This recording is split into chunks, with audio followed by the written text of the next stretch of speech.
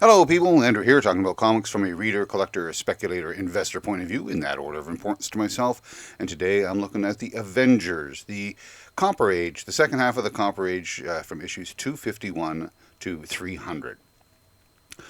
Uh, I'm going to first start off talking about the art because the art on the first four issues was by Bob Hall, and it's good art.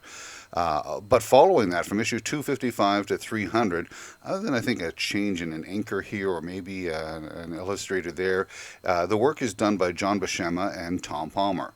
What's interesting about the credits is that they list John Buscema as doing the breakdowns and Tom Palmer doing the finishes. So when it comes down to the breakdowns, John Buscema is a big, bold illustrator. His characters are big. Their movements are large. It's as if he's drawing for the theater for the people that are sitting in the way back in the seats, and they need to see larger gestures to understand what's happening on the stage. But he does so without going into parody, and he has a good sense of composition, of setting people up in various situations, of staging in that respect, and good with his action scenes. So I really like John Buscema's art for that. And as I said, it's the breakdown. Tom Palmer, as an inker, he brings he works with light and shadow and texture, and he brings mood and atmosphere and emotion to these illustrations. And I think he's one of the finer inkers that have worked on comics. So the two of these combined make like a third art style. But it's interesting because I can see John Buscema's artwork in the panels, and I can also see Tom Palmer's artwork in the panels. And one doesn't, supersede the other. It does, as I say, create a third sort of image created by these two masters of their craft. Very good artwork. As I said, it runs from 255 to 300 pretty much conclusively, and it's great artwork. Elevates the book. As far as who the writer is, Roger Stern is in, I think it's years 2, 3, 3, 4, and 5. He's writing this. He started in the earlier, and he continues his run until about issue number 290 or so, and then it's taken over by pretty much by Walt Simonson. But we'll get to there. I think Roger Stern's work on this half of the Avengers is better than his initial work from the previous Avengers. I think he's got a better handle on the characters and their personalities and the development of these characters. Other than Captain America, he's the only one that has a book outside of the Avengers. All the other characters, this is their home base. So if there's going to be any development of character or personality or subplots or stories involving these characters, it's going to be here in the Avengers. And I think he does a good job like Roger Stern does a good job of developing these characters and exploring some of these concepts. Now, he continues to work on Captain Marvel and developing her background, her strengths, and I like his continuation of Captain Marvel as a character, and he works well with that. But he really takes a shine to the Wasp. Now, the Wasp, prior to this sort of thing, I mean, she just divorced her husband, and so she's trying to find her own footing, because for so long she was just like not quite a sidekick character, but along those lines of a sidekick, always traveling with Hank Pym in whatever guise that he was. She was always a little bit flirty and flighty, and not really taken too serious on the team for her input and what have you. And in this series of books by Roger Stern, she starts to exert herself. She becomes more assertive. I'm not going to say aggressive because it's not. She's developing her confidence and developing her own personality outside of being a partner with Hank Pym. And I really like her development. I think it's a very strong development, and I think it makes the Wasp the character that she is today in so many of the other books, and it all started to happen around here. Interesting that this is also around the same time that Sue Storm stopped being called the Invisible Girl and became the Invisible Woman, because she too was living somewhat in the shadow of the other three members of the Fantastic Four. And when she takes on the guise or the name of the Invisible Woman, she really steps into her own and becomes an equal partner, a truly equal partner. And that's how I feel it's happening with the Wasp too, is that she's becoming truly an equal partner to the Avengers, and actually takes on the role of chairman or chairperson. And she does an effective job of that. And I like that exploration of character and that development of character. The other characters as well. I mean, we see, Scarlet Witch and Star Fox and Vision are all on this, and they don't stay around long, because there's more development happening with Hercules, the Black Knight, and they're more important in the story as we move forward. Okay, so we start off. So the stories themselves, yeah, I'm going to go break down a little bit about the stories. I think overall it was a better run than, well, I know overall it was a better run than the first half that he did, but we'll take a look at this. So this is a continuation of the story that began a few issues earlier, where the Vision was getting the idea that to protect the world, to save the world, to take, as I say, take care of the world. He would assume control of all of the computers, get hold of all of the defense systems around the world, and he would be the one that could say whether or not weapons could be fired or not, because he would have complete control of all computers throughout the world. And for a number of issues, he weighs this possibility. Is this the right thing to do for mankind? Is this the right thing to do for me? Because he's afraid that if he does do this, then he will lose who he is as a personality and just become the big cog in the machine running things, but there will be no longer Vision, the personality. And here you see a little bit of that separation. I do like this cover. I think it's a very good interpretation of the man being separated from the machine. So it's a good way to start. So this is the story. He's having these dilemmas about what he should do, and it goes on for a number of issues. I'm just showing you this one because I also found that there were a lot of good covers in here. Nothing that's going to be iconic or people are going to stand out, although there were some really sharp covers in here. I particularly like this one. I know it's the second one by Bob Hall. It's issue number 252 with Hercules facing off against one of the Blood Brothers. Just, again, as part of this is composition. I know it's not Basamba, but it might be. But the composition is really good on this one. Blood Brothers, they don't stand a chance really against the Avengers, and that's proven here.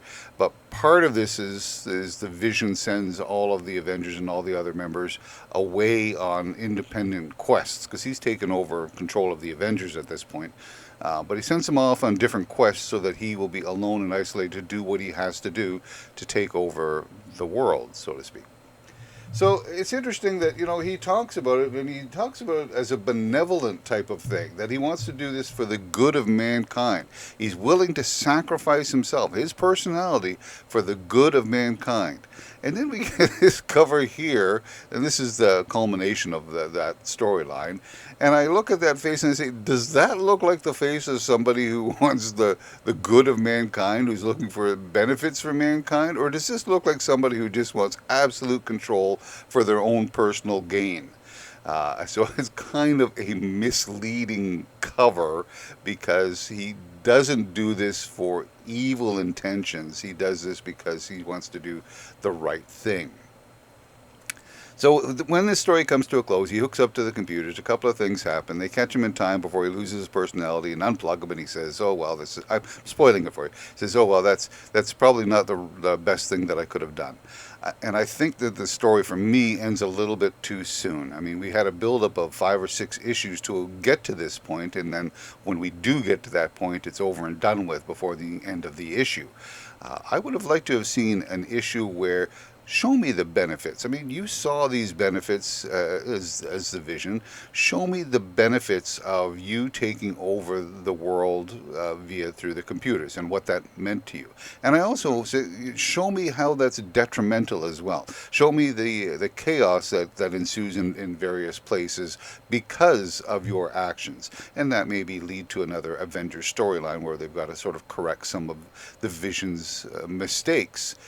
So I would have liked to have seen a little bit of the pros and cons of what he did rather than just, he basically gets into it and says, whoa, it's like dipping your toe in the water and saying, oh, that's pretty darn cold, and then stepping out rather than taking a bit of a plunge and then coming out sort of thing. So I would have liked to have seen a little bit more happening at the end of this, especially with like a 5 or 6 issue buildup. But shortly after this, the Vision has to leave, and because he's called up on charges and what have you. So the Vision and the Scarlet Witch leave. This is a painted cover by Tom Palmer. So one of the things that the Vision did, as I said, when he sent people away, he sends Captain Marvel out into deep space, out into Pluto, to take a look at a space vessel once owned by Thanos. So she's gone, and a subplot begins there, happening out in Pluto. And I did like the way that Roger Stern had layered subplots. It indicated that he had a direction to go. It wasn't just, here's an Avengers story, here's a bunch of activities that they do. It comes to an end. Let's hop over to the next adventure and see what's going on there. This does happen, but it does feel sequential. I mean, he puts in information, subplots, foreshadowing of things to happen, develops these plots so that, when one storyline ends, as I say, with the Vision storyline ending, it moves into another storyline. And as that storyline continues and comes to an end, more subplots are added as well. And along with those subplots, it's not just the stories and the other people involved, but it's the characters, the personalities, how they interact with one another. Hercules is, gets a little bit miffed at the Wasp. He says, I don't have to take orders from a woman. And that sort of attitude leads into a conflict that he finds himself in issues to come. But that starts building up. So I like the build-up of all of that. As I say, it's as if Roger Stern had a direction he wanted to go, and it shows in these stories. So this was the beginning of the John Buscema Tom Palmer run. This I really like this cover. This is one of those covers that I really liked. I was surprised at this one when I first read it way back in the 80s. Is because they destroy the Savage Land. I mean, there was some things that happened here. And now I know in the comics, even if you destroy something, that doesn't mean that it's going to stay destroyed. But it was a fairly big event. I mean, I liked the Savage Land, and to see that this character called Terminus came down to the planet and did such horrific damage to the Savage Land. The kind of a little bit of a shocker there. Here's going to be your first and probably about your only real key in this entire run, and this is issue 257. This is the first appearance of Nebula. This is the Captain Marvel subplot where she's gone out to Pluto and what have you, and so she runs into Nebula. The main story here is about the Avengers taking on Terminus. One of the things, and I'll get to the Nebula thing in a second. One of the things I liked about the Black Knight. Now, I don't particularly find the Black Knight that effective. I mean, he's always hitting everybody with the flat of a blade. That's like, if you had a rifle. Rather than take the shot, I'm going to hit you with the butt end of the rifle. It's not effective. Now, I get that he can't cut people because, the ebony blade has a curse on it and what have you. But just striking them with the flat of the blade, why don't you just, take out a hammer like Thor does? I mean, rather than just, only use the weapon ineffectively. However, Roger Stern uses it in a different way. He says, okay, well, I'm not really, he does have his combat. He does have some skills thanks to Captain America's training. But then the sword can cut through anything. So Roger Stern, leans into that. He cuts through stone. You want to get access to this place, he'll cut through it. Getting access to the terminus, they're having problems, beating. He's got this huge armor. Well, the ebony blade can cut through the armor.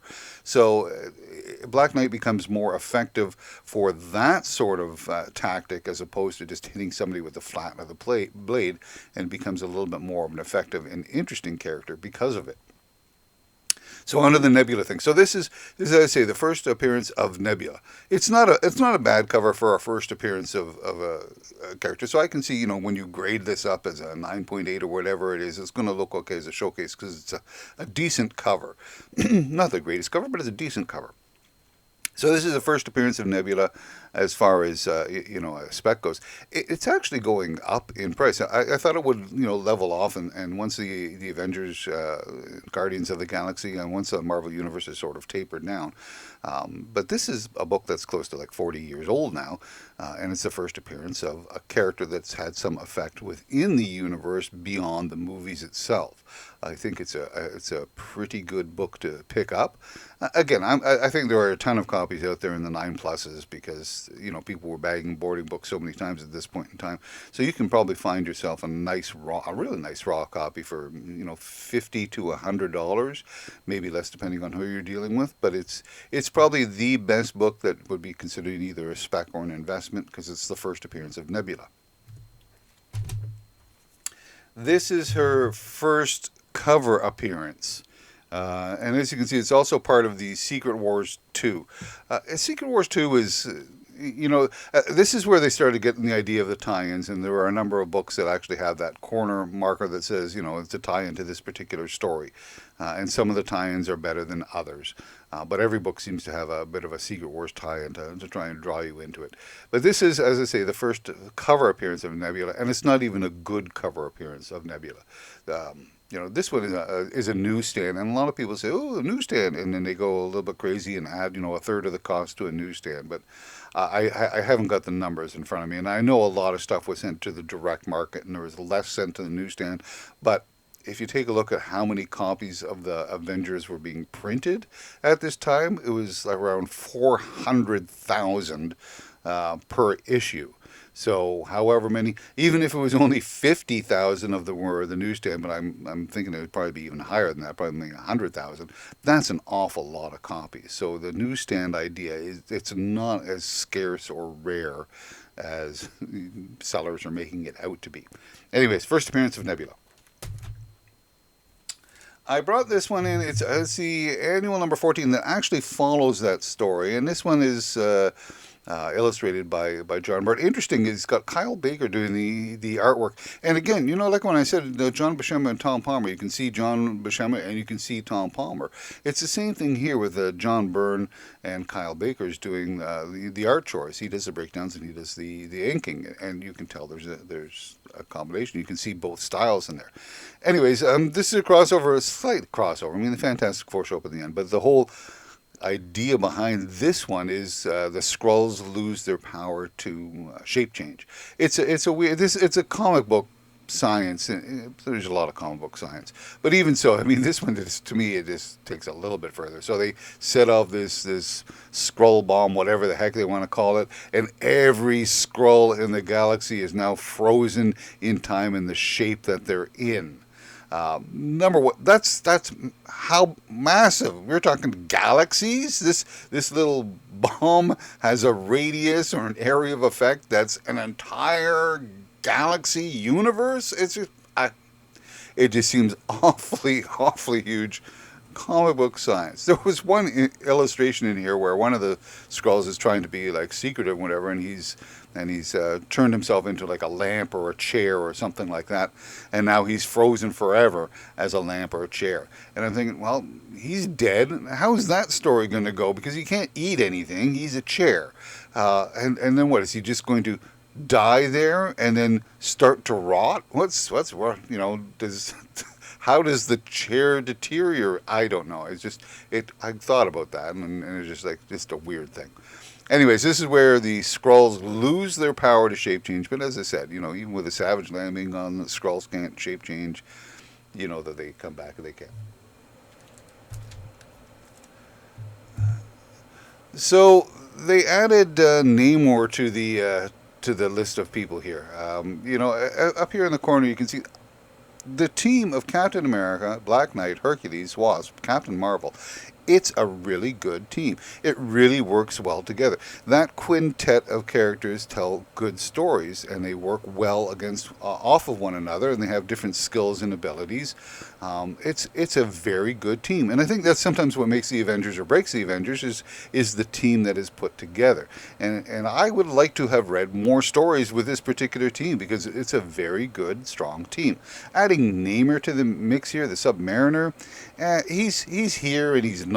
He shows up for some of the issues, but then he's off doing his own thing, and then he comes back, and then there's a hubbub about the public saying no, he's a criminal, and other people saying no, he's a hero. So that was supposed to be developed into some sort of conflict or what have you, but it just never really materialized.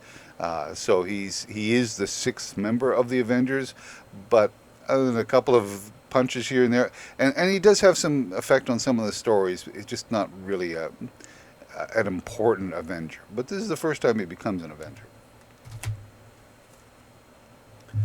So, as I was saying, nothing stays dead forever in the Avenger. There was a couple of characters that have stayed dead forever.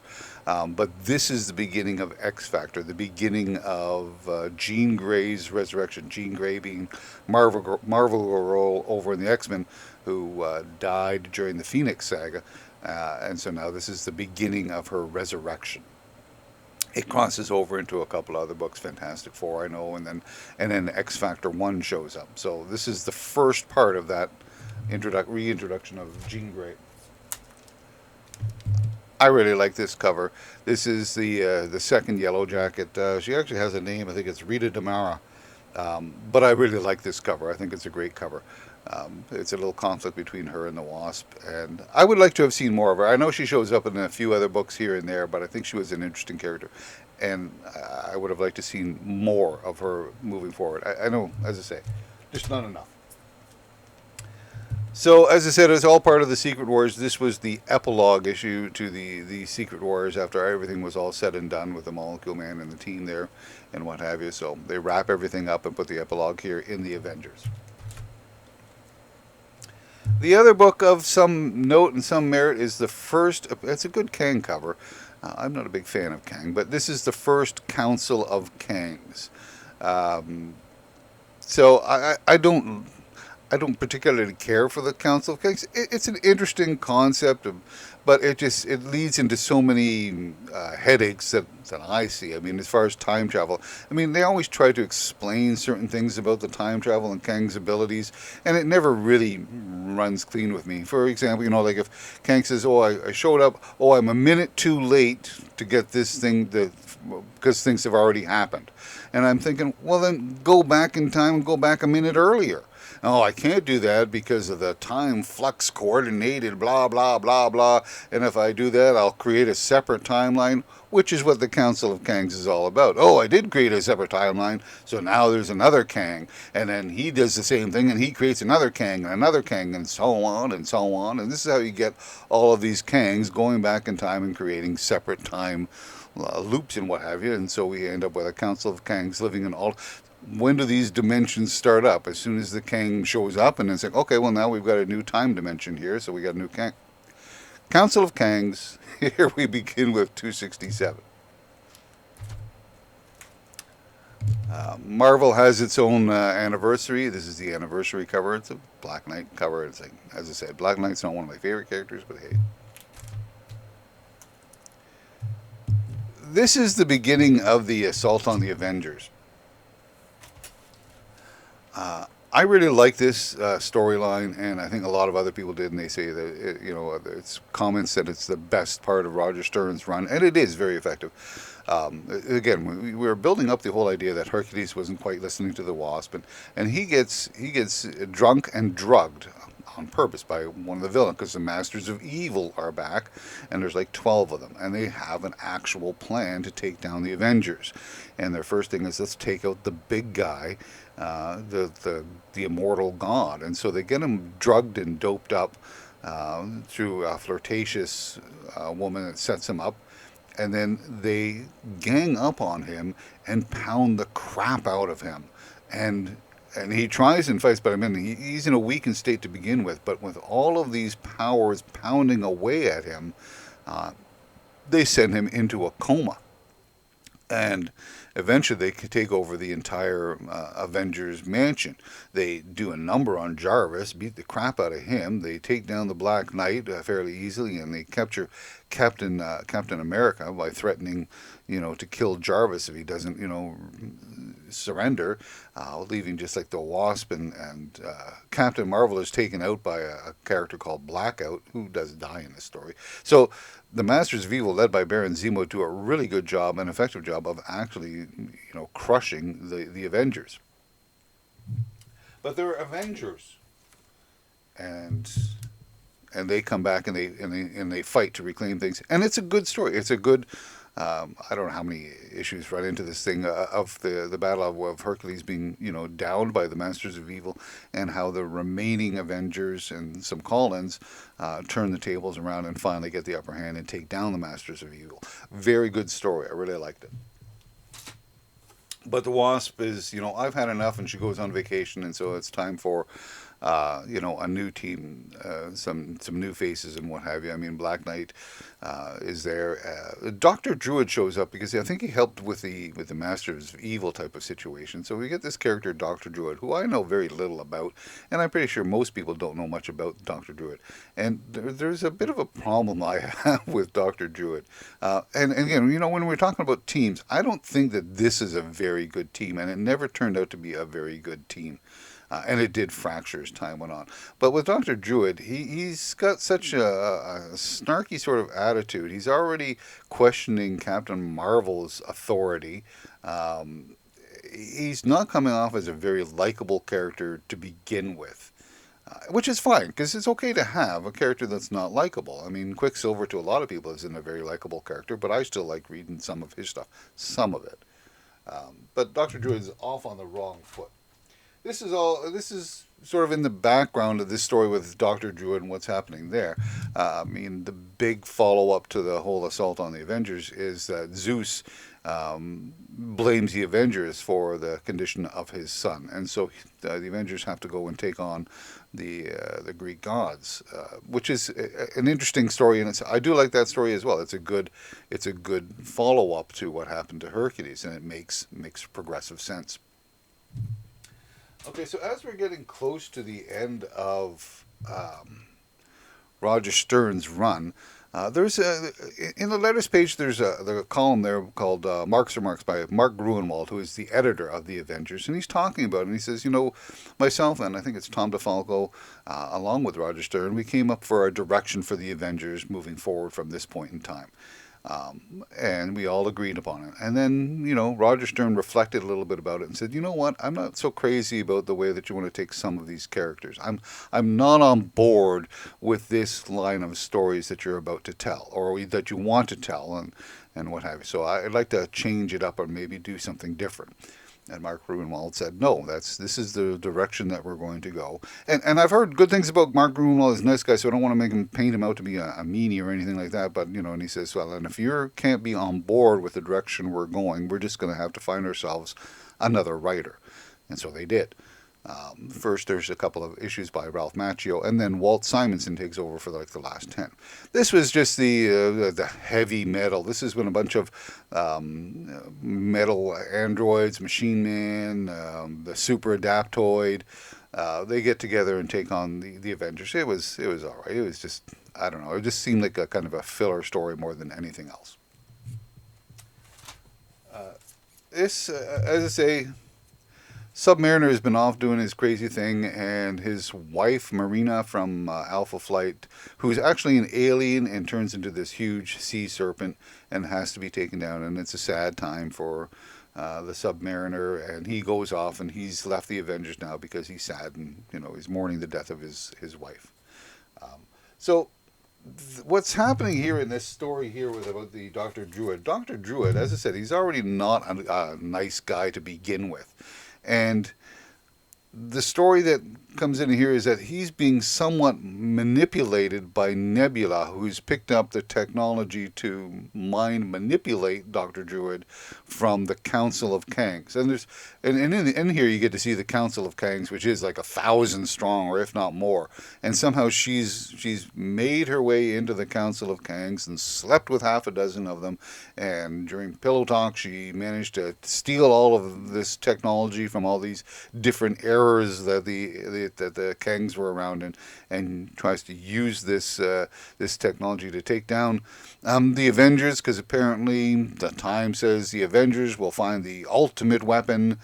So she wants to be on board when she gets the ultimate weapon, so she needs to infiltrate the Avengers, and she takes over Dr. Druid's mind, and Dr. Druid convinces, because he uses his mental powers to convince the team to vote him the chairman. And I think one of the things that Roger Stern may not have liked about this storyline is the fact that Captain Marvel, who had been building up as a very strong character, once Dr. Druid sort of enters into the picture, she begins to have some self-doubt.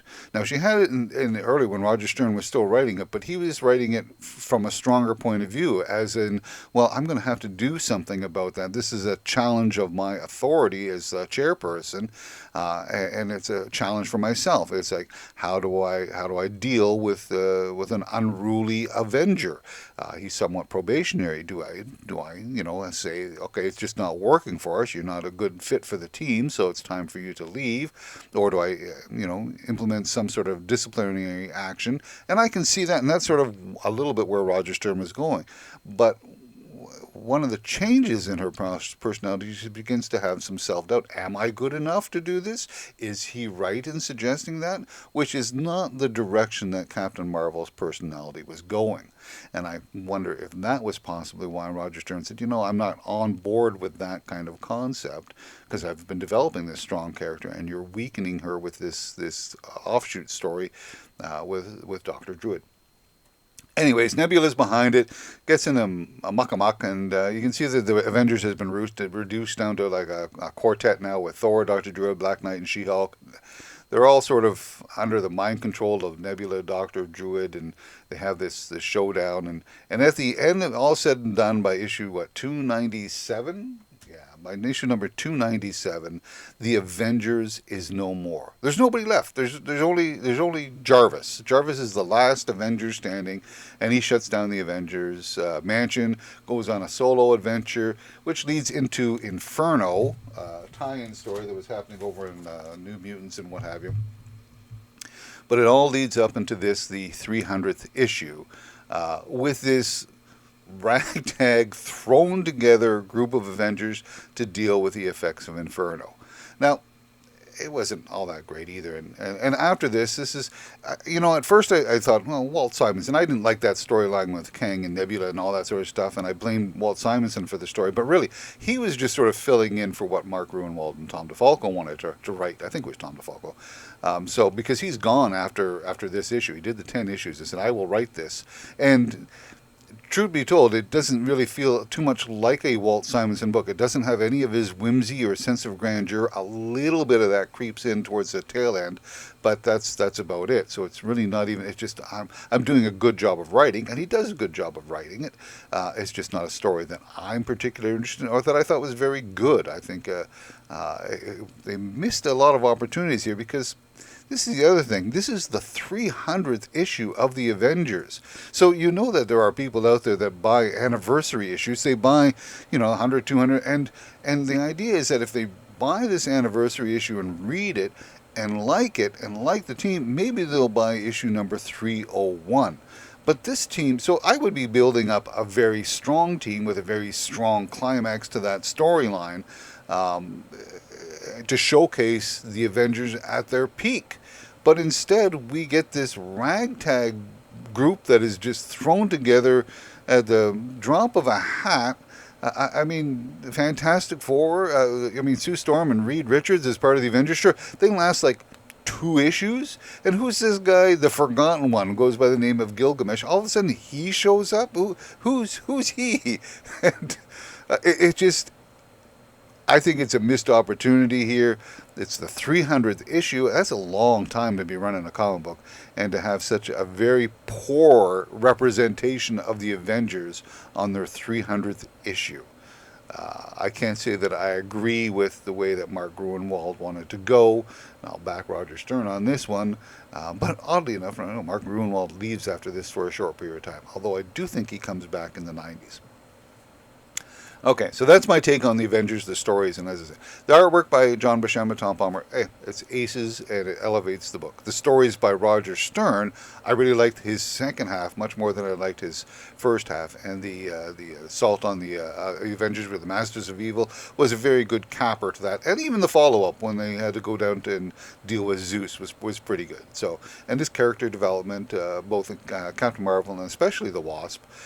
So I recommend the stuff written by Roger Stern. I don't really recommend the stuff by Walt Simonson, and I don't blame Walt Simonson for it. I just don't think it was a very good story. I think we all learned to hate the Dr. Druid, but again, we don't really know who he is. Was he manipulated all the way along the time? So, anyways, I don't think the last 10 issues did the Avengers any justice. As far as collectability, there's a lot of characters that cross over. There's a couple of, as I say, there's a couple of events happening here. There was a Secret Wars 2. There's these 3 issues at the end here about Inferno. There's some startups of the X Factor with the resurrection of Jean Grey. A couple of key books. You've got that first appearance of Nebula, and you've got the first appearance of the Council of Kangs. Some really nice covers in the group. As far as the spec and the investment, the best book I think is that issue with Nebula. Just to double check, it's what is it? 257. So 257 is the first Nebula. That's probably the best book in this bunch as far as spec and investment is concerned. Overall, I did like most of the Avengers. Didn't like how we crept into the issue number 300, the last 10 issues leading into that, but I did enjoy pretty much the rest of the run, so I would recommend it. That's it for the Avengers on the Copper Age from 251 to 300. Be good to yourself. Be good to others. Talk again soon.